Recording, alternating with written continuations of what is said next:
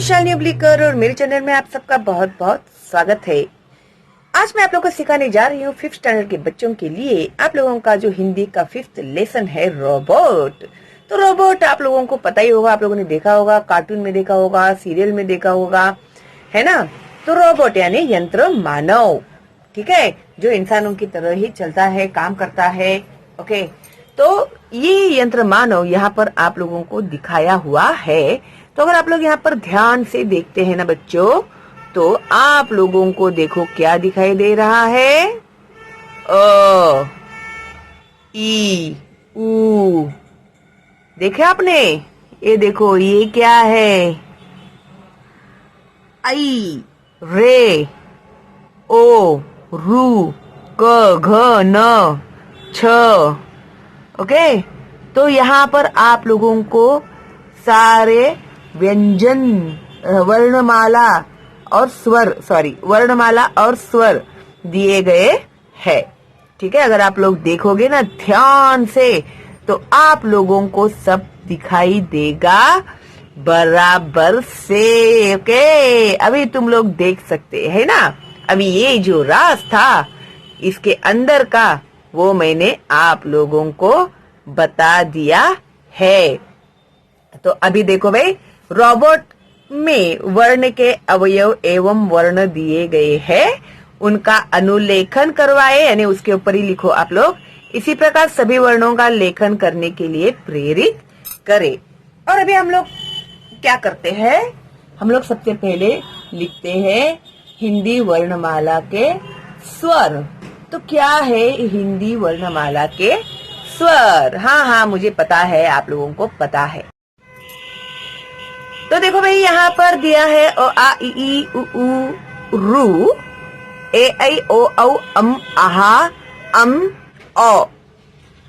Okay, तो अभी दो, अनुस्वार और विसर्ग से तुम क्या समझते हो? देखो भाई, बहुत बहुत इम्पोर्टेंट है ये लेसन, और इसके आगे का जो लेसन है जुड़े हम, ये दोनों भी इंटर रिलेटेड है। ठीक है, तो ये पहले आप लोग समझ लो अच्छे से। ठीक है, तो आप लोगों को अगला जो लेसन है ना आप लोग का जुड़े हम, तो वो आप लोग को समझ में आएगा, और इसके आगे का वीडियो में वही बनाने वाली हूँ।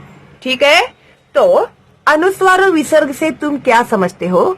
उत्तर, अ पर बिंदी यानी अनुस्वार, अ के ऊपर डॉट, बिंदी अंत डॉट लगने पर अ के ऊपर बिंदी बनता है, इसे अनुस्वार को अनुस्वार कहते हैं।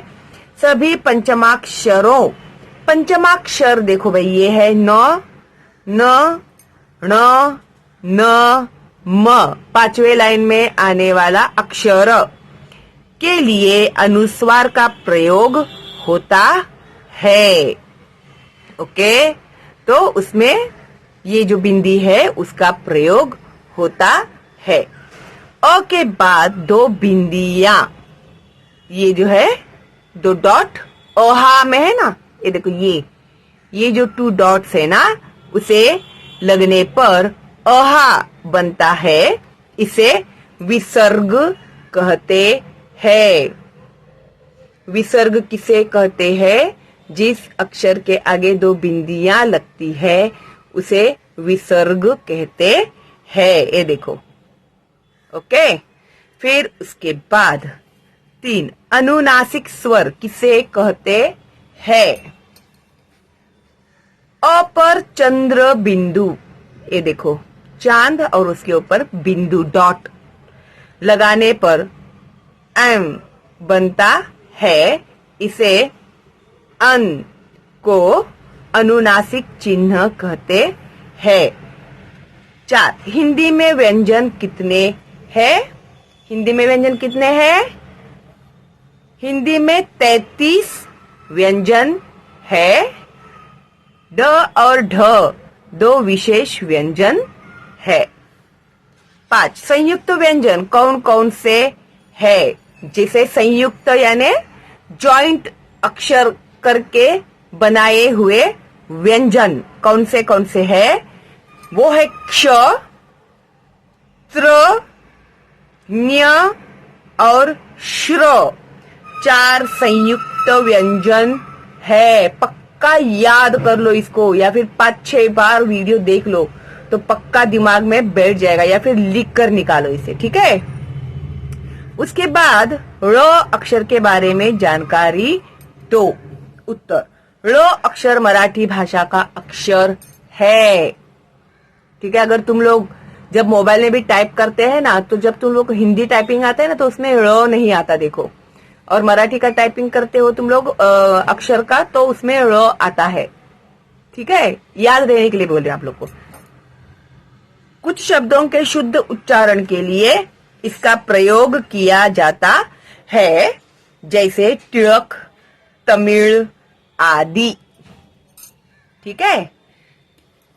उसके बाद दिया हुआ है मौखिक कसौटी में सभी स्वर और व्यंजन स्पष्ट उच्चारण के साथ क्रम से बोलो, और रॉबर्ट का चित्र अपनी कॉपी में बनाओ और उसमें उचित रंग भरो। तो ये आपकी चॉइस है, ठीक है। तो ये है हमारा सबसे इम्पोर्टेंट लेसन जो है रोबोट, ठीक है। फिर देखो भाई, अभी जैसे कि मैंने तुम लोगों को कहा था कि जुड़े हम भी इसी से रिलेटेड है, जैसे अध्यापन संकेत पृष्ठ 33 और 34 पर दी गई संपूर्ण पाठ्य सामग्री का उद्देश्य संयुक्ताक्षरों की पहचान करवाकर वाचन और लेखन कराना है। तो ये जो है मैं आप लोगों को अगली वीडियो में एक्सप्लेन करती हूँ, क्योंकि आपका जो अगला लेसन जो है ना, वो है जुड़े हम, और ये है बहुत ही इम्पोर्टेंट 2 लेसन्स, क्योंकि इसमें पूरा ग्रामर है आप लोगों के लिए, ठीक है। तो इतना अगर आप लोग समझ गए ना, तो फिर हमेशा के लिए आप लोग को ये जो जोड़ाक्षर, ये अक्षर, वो अक्षर, उसका प्रॉब्लम नहीं होगा, ठीक है। और तुम लोग थोड़ा मेरा भी जान खाना कम कर दोगे, है क्या नहीं। तो इस तरह से ये जो है हमारा 5th लेसन रोबोट, और उसके बाद आगे वाला 6th लेसन तुरंत ही मैं अपलोड करने वाली हूँ, ताकि जो भी आप लोगों ने 5th लेसन में सीखा हुआ है वो आपके दिमाग से बम्पर न हो जाए, ठीक है। तो दोनों लेसन बहुत ही सीरियसली देखना आप लोग भाई, मैं इतना मेहनत करती हूँ आप लोगों के लिए, तो एक लाइक तो मेरे लिए बनता ही है।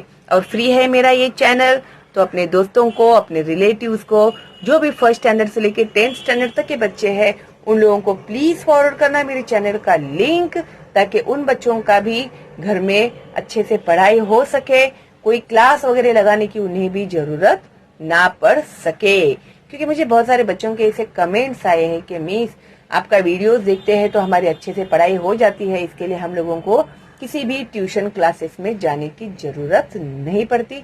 तो भाई मेरे लिए इससे अच्छी और खुशी की बात क्या हो सकती है कि और मेरे बच्चे ला भी रहे हैं आउट ऑफ मार्क्स, है ना। खुशी की बात हम लोगों के लिए, तो ये मौका हर बच्चे को मिलना चाहिए, यही मेरी तमन्ना है। इसके लिए तो मैं लॉकडाउन में इतना मेहनत करके मैंने आप लोगों के लिए बहुत सारे वीडियोस बनाए, और बच्चों ने भी बहुत मन लगाकर पढ़ाई की है और पूरे मार्क्स लाए हुए है, ठीक है। तो चलो भाई, मिलते हैं हम लोग बहुत जल्दी ही अगला लेसन जुड़े हम के साथ। तब तक के लिए all the best and bye bye.